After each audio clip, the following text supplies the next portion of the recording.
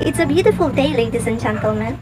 I am one of the normalites who were given the midterm task on literary criticism, and the literary piece that I'm going to critique is titled Footnote to You. This work of art is a short story written by Jose Garcia Villa and was published on the year 1933. It employs a casual diction for short stories that depict a realistic conversation in a day-to-day conversation or encounter. I've witnessed a few examples of figurative narration that make the story imaginative, such as how Villa described the sun at the very beginning of the story. According to the English dictionary, a footnote is a note that is placed at the bottom of a book page to give you a more detailed information about something that is already mentioned on that same page.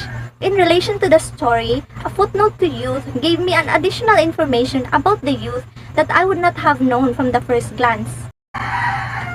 The story of Footnote to Youth depicts the difficulties of an early marriage without a financial, emotional, and mental stability. Young people, not just in the modern era, but also in the previous eras, have the tendency to become engrossed about their own fantasies about love and desires. Without education, young people tend to focus on less realistic things rather than preparing for their future.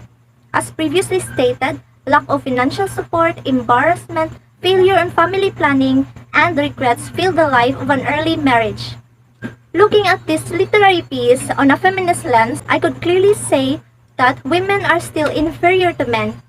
Despite that Teang married Dudong so young for love, she couldn't hide her regrets. Even at such a young age, marrying young made her look like an old woman. Not just that, but she had to deal with the fact that she had to deal with children all the time and do a lot of housework.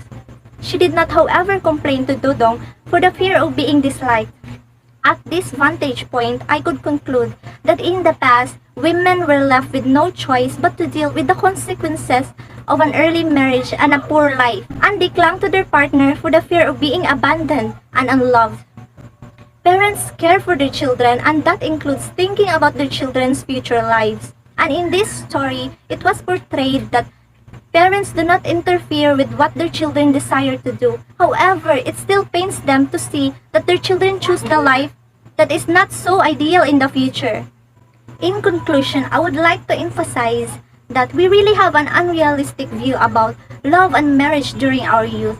But if young people would just practice patience and prepare a little longer, then their perspective and the way they deal life and their decisions would be far superior than what this literary piece conveyed.